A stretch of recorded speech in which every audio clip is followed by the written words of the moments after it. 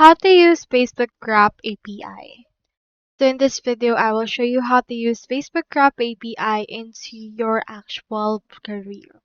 So first thing you need to do is you need to head over to developers at facebook.com and you need to sign up as a developer. We have in here this help article or support article from the developers themselves. You need to register as a meta developer and you also need the meta app since this will be used for testing. You also need to have the Graph API Explorer tool open in a separate browser window.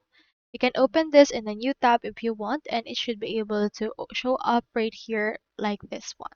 You first need to register and then log in.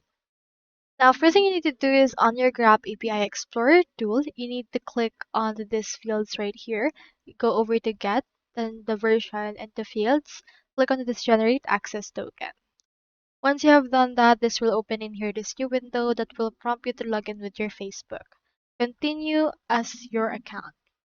Then in here, this will actually give you the access token info. So just copy that. Submit the request on the response window right here.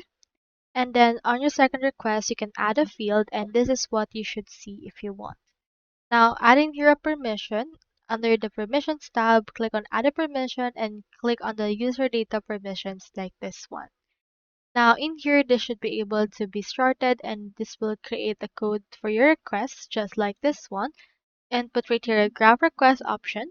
So you need to be knowledgeable in order to have a code for this. Then after that, you should be able to use it as your Facebook Graph API.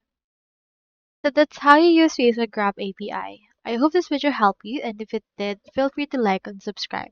It really helps support the channel. And if you got a question, just drop it in the comments.